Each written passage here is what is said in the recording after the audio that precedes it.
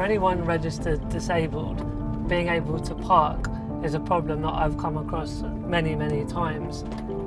Sometimes they've been taken by people without a blue badge, known as space invaders. What happens when I arrive at some car parks can make my life easy, or equally ruin my day. I think you can cut right in here maybe? Government recommends that 6% of spaces in car parks with more than 80 spaces should be allocated to blue badge holders. So this one at Westfield in East London is a joy, as it has many more than the recommended number of accessible blue badge spaces. And this is why it's so important to have enough space. NCP is one of the biggest car park providers in London, grossing £250 million a year. I've heard numerous stories that the company is letting down disabled motorists because of bad access, not enough spaces, and lack of accurate information. Philippa, as a blue badge holder, needs her car to function day to day. She is now well versed in which car parks to avoid. You just get lungs full of fumes in your mouth when you're trying to weave between the cars in a wheelchair.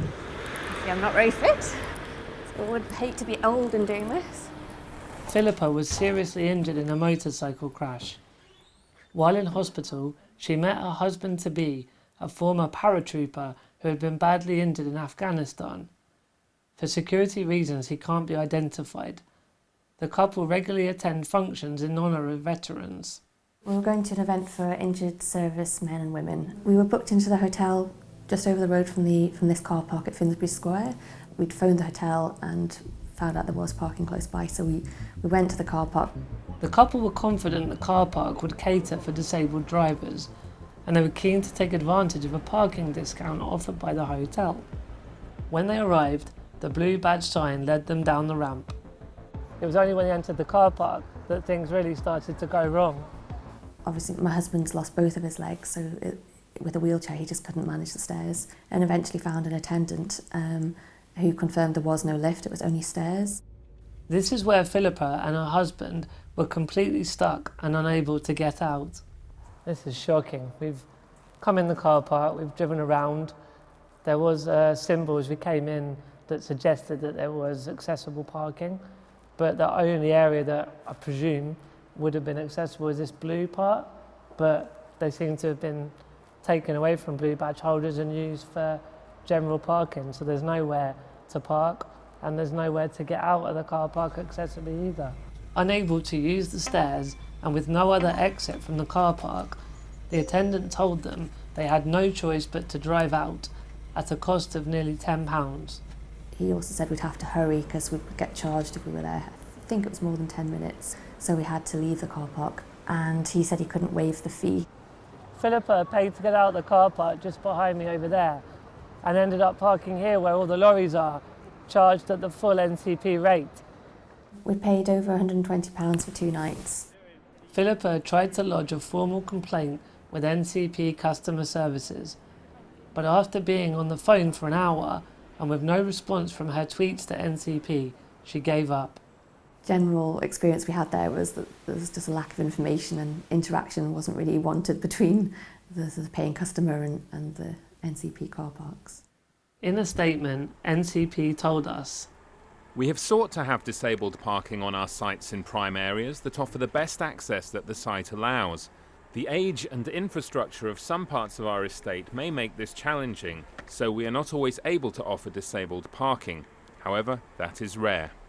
Finsbury Square has parking for 258 cars.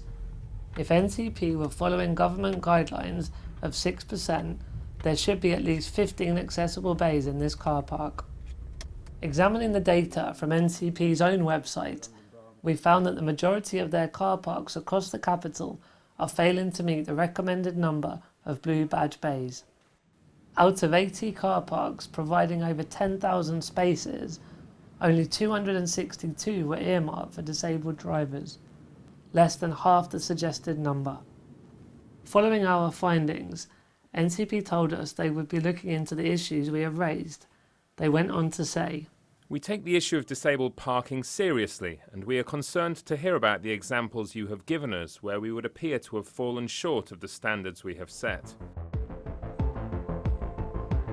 All British companies are bound by the Equalities Act 2010. It says that all citizens should have equal access to goods, services and facilities, and that all companies must make reasonable adjustments to accommodate them.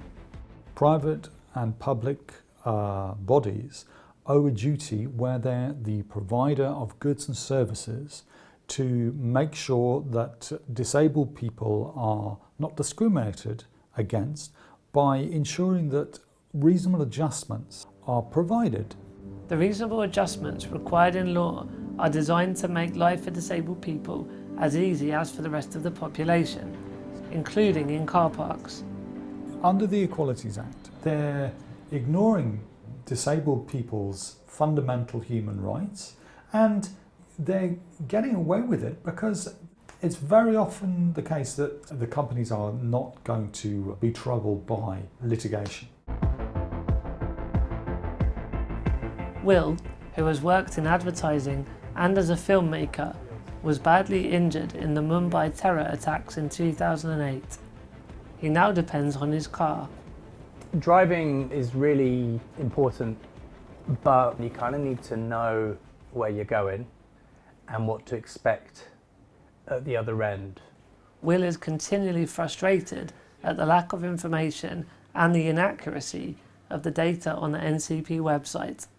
London Barbican, Aldersgate Street. Total spaces 670. Disabled bays 0. Based on the information Will sees, as a disabled driver, you would avoid the Aldersgate car park. But when Will gets there, it is a different picture.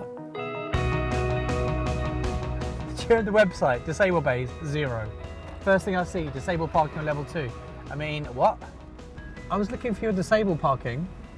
Yeah, it's all right. Yeah. Is it level 2? Level 2, yeah? Yeah, level 2. You know on your website, it says there are 0 disabled parking No, bays. it's level 2, you can find it. Are there any concessions for disabled parking as well? Right, no. No. They're doing well with the parking signage here. What is this? At least 2 of the bays are not in use. Disabled bays not in use now? When we tried the car park next to the NCP headquarters, we found a similar story. Inside, there's 353 bays in total, but only 3 are blue badge bays, and even more ridiculously, 1 is being used for storage. The bay was out of use for disabled drivers for 3 weeks.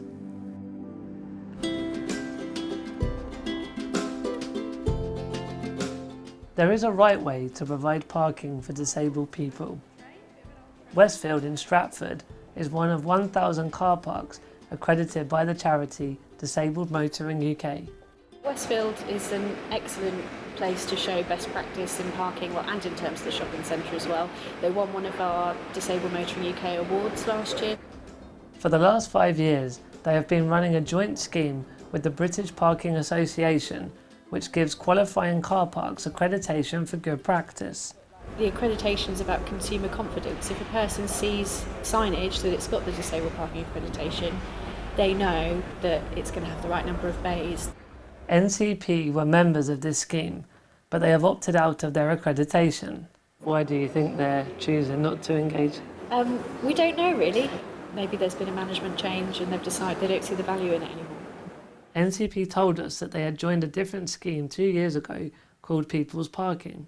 They went on to say, In most of our car parks, we offer wider and more accessible parking bays in prime locations.